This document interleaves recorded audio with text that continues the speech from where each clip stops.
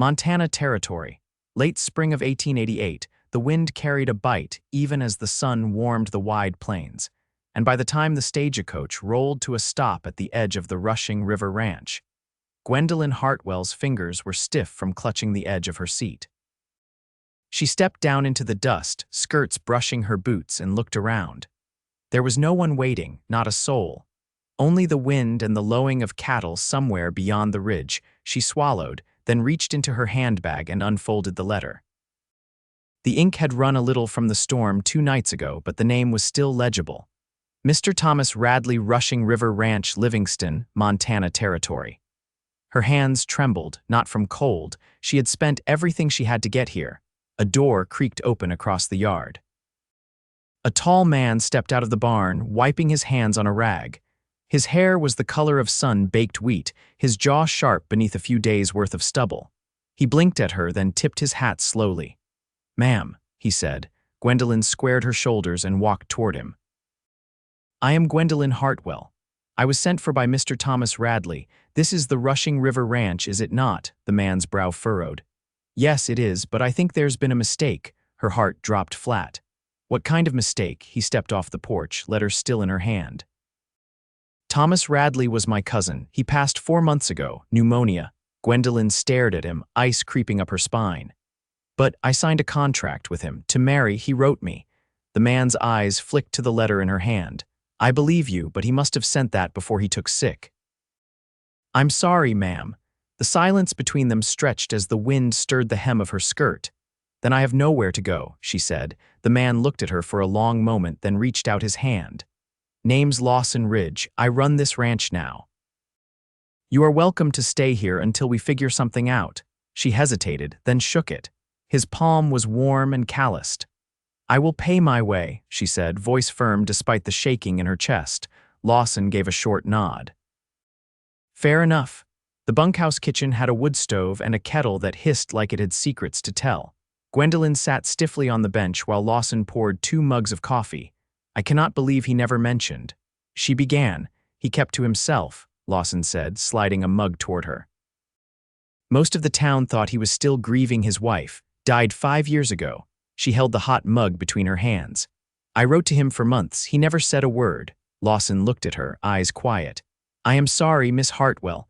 The room was quiet for a long time, then Lawson stood. "There is a spare room in the house. You will be safe there." "Why are you doing this?" she asked. He paused in the doorway. "Because you were brave enough to come all this way for a promise. And because I would not leave a woman alone out here." By the second morning, Gwendelyn was up before the sun. She braided her hair back tight and gathered eggs from the chicken coop without being asked. She helped cook breakfast for the ranch hands, and by the end of the week, she had learned the names of all the horses and the routine of the land. Lawson watched from a distance, always polite, always quiet. One evening, she found him by the fence, watching the sky bleed into pink and gold. "I do not know what to do now," she said. Lawson glanced at her. "You could stay, not as a guest, as part of the ranch." She turned to him. "Doing what?" "Whatever you want. You are good with the animals. You are steady. That is hard to find." She looked down at her hands. "I came here to be a wife." Lawson's jaw shifted. "That is not something I offer lightly." She looked up at him. "I did not ask." Their eyes held, and something unspoken passed between them. A week later, the storm rolled in fast. Rain hit the roof in sheets, and the horses spooked in the lower pasture. Lawson saddled up before she could stop him. "I am coming with you," she said, pulling her coat on. "No, stay inside," he said. "I can help." He hesitated, then nodded once. They rode hard through the mud, rounding up the panicked horses. One got tangled near the stream, and it was Gwendelyn who slid from the saddle and cut the reins free, soaked to the bone. She shivered violently as they rode back. In the barn, Lawson stripped off his coat and tossed it over her shoulders. "You could have gotten hurt," he said low. "You could have, too." They stood close, breathless in the dim light. The sound of rain on the roof was the only thing between them. Lawson brushed a wet strand of hair from her cheek. "You are not what I expected," she swallowed. "Neither are you." He drew a breath like it steadied something inside him. "Gwendelyn, I need to say this clear. I do not want you to go." She looked into his eyes. "I was not planning to." His hand found hers, rough and solid. She held on. Neither of them let go. Weeks passed. She stayed. The routine settled into something steady, and good meals shared, fences mended, long days and soft evenings. Gwendelyn found herself looking for his shadow in the doorway, the sound of his boots outside. One evening, he came in holding a small music box he had found in the attic. He placed it on the table between them. Thought you might like it. She wound it slowly.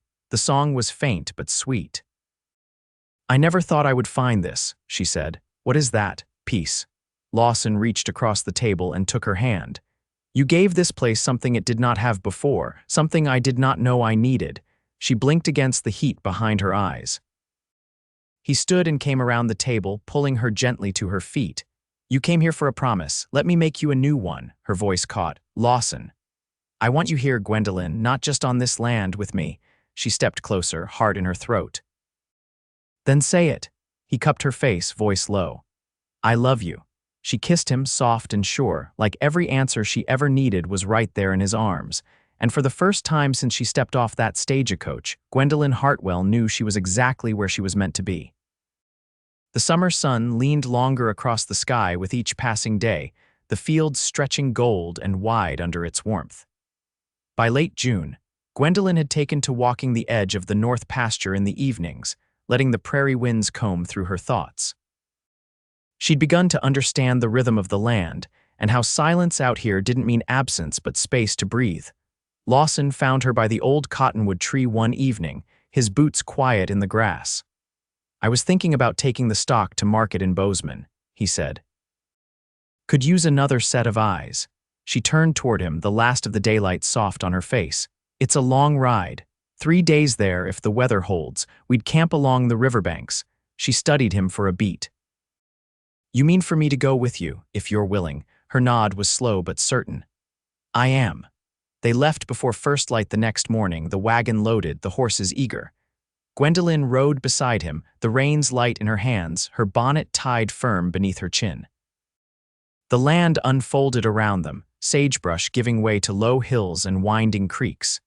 They said little, but comfort pooled in the quiet, the kind that didn't need filling. By the second night, they camped near a bend in the Shield River.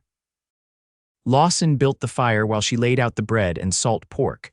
The flames caught fast, throwing shadows on the low trunks around them. My father was a cooper, Gwendelyn said suddenly, tearing a piece of bread. Barrels, mostly. He never left Indiana. Lawson glanced at her. Did he know you were coming west? He died the winter before I left. Consumption. She folded her hands. My mother passed when I was 12. After that, it was just him and me. He nodded slowly, his eyes steady on hers. You've carried more than most. I didn't come west to be saved, she said quietly. I never thought you did. She looked at him through the firelight. You ever think of leaving this place? He shook his head. No, this land raised me. Whatever I am, it's tied to it. The fire popped between them. Gwendelyn leaned back, resting her head against her bedroll. I used to dream of cities, she said. Lights, glass windows, music through open doors. But now I think I just wanted something that felt alive. Lawson settled beside her, not touching, just near. This place breathes if you know how to hear it. She turned her head toward him. I'm learning. Bozeman came into view on the fourth day, the buildings catching the late sun like old bones. The market was already thick with traders and ranchers, the smell of sweat and horses cut through with the steam of boiled coffee and roasting meat. Gwendelyn stayed close to the wagon, watching as Lawson bargained over cattle with a man in a faded bowler hat. Later, as they loaded the coin into a sack, she asked, Do you always sell to the same man? Usually, Lawson said. He's honest. Doesn't try to nickel a man into the dirt. They stayed the night in a small room above the livery stable. Gwendelyn stood by the window, watching the lamplight flicker across the dusty street. Behind her, Lawson sat at the edge of the bed, unlacing his boots. You ever think about what you'd do if you hadn't stayed on the ranch? She asked. He leaned back on his hands. I don't reckon I would have done much else. I'm not built for towns. She turned from the window. Neither am I think. Their eyes met across the small room. He stood then and crossed to her, slow, certain. I've lived a long time without knowing what it meant to miss someone when they weren't close, he said. But I missed you before I even knew it. Her breath caught the room, dim but warm. I want to build something with you, he said. Not just barns and fences, a life. She stepped into him, her hand resting against his chest. Then let's start. He kissed her quiet and sure, like the promise of a roof that wouldn't leak in mornings that came without dread. When they lay down that night, the world beyond that room faded to stillness. By the time the wagon turned back toward the rushing river ranch, the distance between them had disappeared. They rode with shoulders close and eyes shared, the journey no longer across miles but into something neither of them had dared name before. The land welcomed them home with the scent of sun-warmed earth and the soft lowing of cattle in the far pasture. And this time, when Gwendelyn stepped down from the wagon, she knew she wasn't just arriving. She was home. By mid-July, the hay stood tall and golden in the eastern meadow, and every hand on the rushing river ranch woke before dawn to bring it in before the heat turned. Gwendelyn worked alongside them, her skirt hem tucked into her boots and a wide-brimmed straw hat shielding her face. The rhythm of the scythe, the rustle of stalks falling in neat rows, the steady quiet among the men, it all settled into her bones like she'd been born to it. Lawson passed her a tin canteen as they paused beneath the cottonwoods at midday. The shade was thin but welcome, and she took a long drink before handing it back. You hold your own better than some who have been here their whole lives, he said, his voice low enough not to carry. I didn't come here to be ornamental, she said, wiping her brow with her sleeve. You'd still be welcome if you had. She met his eyes, unsure what to do with the way his words softened her ribs. That's not how I was raised. I figured that out the day you walked into the barn and told me you were staying, no matter what. She looked down at her hands, calloused now where once they'd been smooth. I used to sew for the neighbors back home, mending mostly. I never thought I'd swing a scythe. You do both just fine. Their shoulders brushed as they stood, and neither stepped away. That evening, as the sun dipped behind the western ridge, Gwendelyn found herself alone in the tack room, coiling a lead rope. Lawson came in behind her, the door easing shut on the dusk. I got a letter, he said, voice even. She turned. From who? My uncle in Missouri. He's offered me a parcel of land south of Springfield. Wants someone he trusts to manage it now that his boys are grown and gone. Her heart caught, but she didn't show it. Are you going? I haven't answered him yet. She set the rope aside carefully. You've spent your life here. I don't want land if it means leaving something better behind. Her fingers curled around the edge of the saddle tree. What would be better? You. The word sat heavy in the space between them, simple, unadorned, unshakable. I didn't know if you'd want to build a life that way, he went on, separate from what brought you here. I never wanted to be bound to a promise made by someone who's gone, she said. But I'd stay for one made by someone who's still here. He stepped forward, close enough that she could feel the warmth of him. If I asked you to stay as my wife, no contract, no arrangement, just us, what would you say? I'd say yes, she whispered. Because it's my choice now. Lawson reached for her hand, pressing it to his chest. Then let's make it together. They stood there in the half-light, surrounded by the smell of leather and dust and the quiet certainty of something beginning. The next morning, the news spread among the ranch hands faster than prairie fire. No announcement needed, just the way Lawson looked at her when she passed him a biscuit, and the way she laughed when he leaned too close and nearly knocked over the coffee pot. Late that afternoon, Gwendelyn walked the length of the western fence line, measuring where it had started to bow. Lawson joined her with a coil of new wire and a hammer tucked into his belt. You think we should brace it with another post here? She asked, crouching to inspect the base. Might hold better if we shift it 2 feet west. That slope's eaten more than it has any right to. She nodded and stood, brushing her hands clean.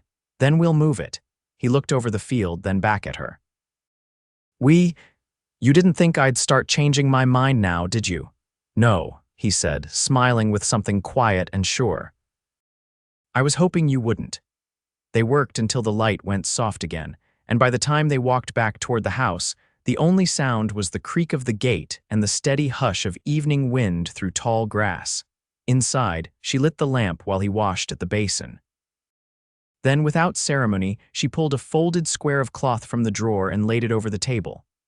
What's that? He asked, drying his hands. "A piece of my mother's apron," she said. "I kept it all this time. I thought maybe we could stitch it into our quilt." "The first one." Lawson crossed the room and touched the faded gingham gently. "We'll start it tonight." They sat together, her needle threading through fabric, his hand steadying the corners. The quiet between them held nothing missing, nothing unsaid. Outside, the coyotes called low and far, but inside their small house, everything was whole. The first frost came early that year, dusting the fields silver before sunrise. Gwendelyn stood at the porch rail, arms wrapped around herself, watching the breath of the horses rise in the still air.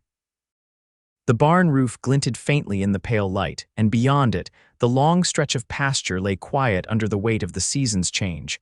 Lawson stepped outside, buttoning his coat. "Ground's hard as stone already," she nodded, eyes never leaving the horizon. "The chickens didn't stir until I opened the coop. Even they seemed surprised." He leaned beside her, the porch boards creaking faintly beneath his boots. "We'll need to bring in more feed before the road ices over. I plan to ride into town tomorrow. I'll come with you." He gave a slight nod. "We'll leave before first light." The general store in Livingston was quiet when they arrived, the only sound the scrape of crates on wood as the clerk arranged winter goods near the front window. Gwendelyn moved toward the bolts of cloth near the back, running her fingers over a length of wool the color of storm clouds. She glanced over her shoulder. "We'll need heavier curtains for the windows in the kitchen," she said. The wind cut straight through in the morning. Lawson set a tin of nails on the counter. "Pick what you like." As she folded the cloth, a woman stepped through the door, shawl drawn tight across her shoulders. Her eyes found Gwendelyn almost at once. "You're Miss Hartwell," the woman said, her voice clipped and sharp. "I knew Thomas." Gwendelyn turned fully. "Yes, I'm Gwendelyn Radley now." The woman blinked, then glanced at Lawson. "You married her then?" Lawson's jaw set. "I did. I suppose you'll be staying through the winter." Gwendelyn held her gaze. "I will." The woman's mouth tightened, then turned. "Best of luck," she said, and left without another word. Outside, the wind had picked up again, lifting the hem of Gwendelyn's coat as they loaded the wagon. "She didn't like him much," Lawson said, strapping the last sack into place. "She didn't like me either. She never liked anything that didn't fit her idea of what was proper." Gwendelyn climbed up beside him, brushing a curl from her cheek. "I wasn't proper enough for Indiana, either." He gave the reins a light flick. "Then you'll fit just fine out here." They rode in silence for a while, the wagon wheels crunching over frost-hardened ruts. At the bend near the dry creek bed, Lawson slowed the team and glanced sideways. "We could build another room off the back of the house in spring," he said. "For storage, maybe, or whatever you'd want it to be." She looked out toward the hills where the bare trees stood like sentinels. "I'd like to plant a garden behind it, something small. Beans, maybe." "Lavender if it'll take to the soil," he nodded. "We'll fence it in, keep the deer out. And I want a window that faces the ridge so I can watch the light change." He smiled just once. "You're already making this place yours." She turned toward him. "I married you, Lawson." Not just the land. The last of the afternoon light slanted across the prairie by the time they reached the ranch again. Inside, she unwrapped the cloth they'd bought and laid it across the table. Her needle moved slow and steady through the weave as she hemmed it, the thread catching the lamplight. Lawson brought in firewood, shaking the cold from his coat before hanging it by the door. "The chimney's drawing better now," he said. "I packed the mortar yesterday." She tied off the last stitch and folded the cloth neatly. "You always fix what's broken." He knelt by the hearth, feeding kindling into the belly of the stove. "I try." She crossed the room and stood behind him, resting a hand on his shoulder. "Then I'll do the same. With whatever comes." He looked up at her, and the fire between them caught more than just the logs. "You already do," he said, rising. That night they lay beneath the quilt they'd pieced together by hand, the small square of gingham stitched near the center. Outside, the wind moved through the bare trees, but inside, the stillness held. Lawson's fingers traced the curve of her wrist as he whispered, "I never thought I'd find this." Gwendelyn turned toward him, her voice barely above breath. "You didn't find it. We built it." And there, wrapped in the hush of winter's edge and the warmth they'd made together, they slept with full hearts and nothing left uncertain. By late October, the cottonwoods stood bare, their leaves swept into the corners of the yard where the wind gathered them like forgotten memories. Gwendelyn stood at the table shelling beans, her hands steady, her thoughts farther off.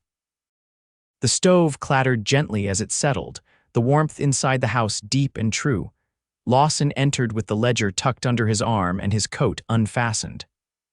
"I rode to the southern boundary this morning," he said, setting the book down beside her. "Fences holding, but the creek's dropped again." "Will it hold through winter?" she asked, not looking up. "Likely, we'll have to watch it come thaw." She nodded, sweeping the beans into a bowl. "There's less snow than you expected." He drew out a chair and sat. "It'll come just late." "That worries me more." She paused, then sat across from him. "You don't say things like that unless there's more." He ran a hand through his hair. "There's a rancher east of here, Merrick. He's been letting his cattle range too far. They nearly crossed into our pasture last week." Her brow lifted. "And I spoke with him. He made excuses. I don't trust they'll stay on his side come leaner months." She folded her hands. "What do you plan to do?" "I'll ride out again tomorrow. Make sure the boundary's marked proper. If he pushes again, I'll take it to the land office." She reached across the table and touched his wrist.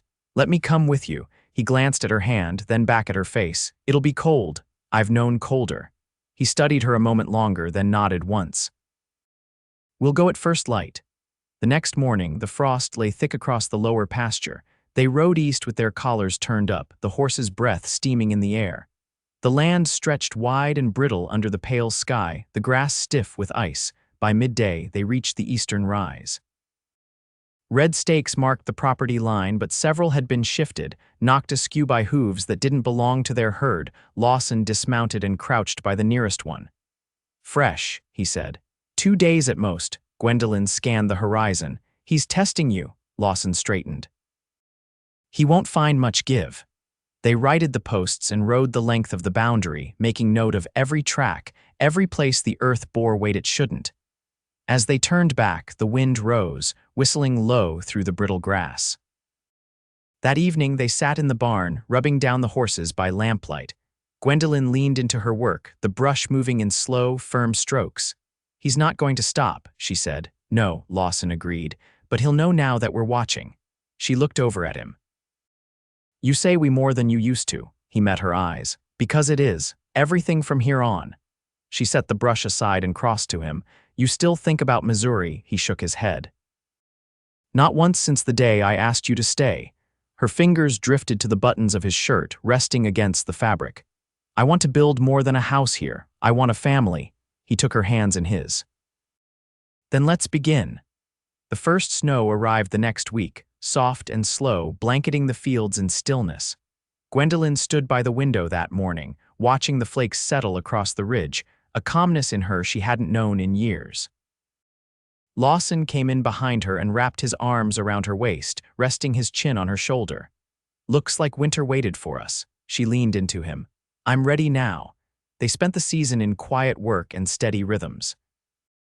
Days fell into each other like well-laid stones wood chopped, bread baked, horses fed, and letters answered. They stitched through evenings, adding to the quilt that now spread across their bed, each square a memory, each seam a promise. In March, their first child was born a boy with his father's measured eyes and his mother's steadiness. Lawson held him beneath the kitchen lamp, the child's small hand curled around his finger. "We'll call him Ellis," Gwendelyn said, brushing a thumb across the baby's cheek. "After my father," Lawson nodded, his voice rough with feeling. "He'll know where he comes from." Spring thawed the last of the snow, and the earth softened underfoot. Gwendelyn planted her garden behind the new room they'd built, her knees damp from the soil. Her son swaddled nearby in a wicker basket lined with flannel. Lawson fenced the perimeter just as he said he would, driving each post with care, stopping only to check that she was warm enough that the baby hadn't stirred. In the evenings, they sat on the porch, the lamp burning low, Ellis sleeping between them in a cradle Lawson had carved by hand. The stars came out slow, one by one, and the wind carried the scent of the waking earth. "You remember the day I arrived?" she asked one night. He nodded, his arm around her shoulders. "I remember thinking you'd leave." "I almost did. But you didn't." "No. I found something better than what I came for." He kissed her temple, slow and sure. So did I. And as the night deepened around them, with the land wrapped in peace and the house full of warmth and laughter yet to come, Gwendelyn rested her head against her husband's chest and listened to the quiet rhythm of a life they had made with their own hands, where nothing had been given but everything had been earned.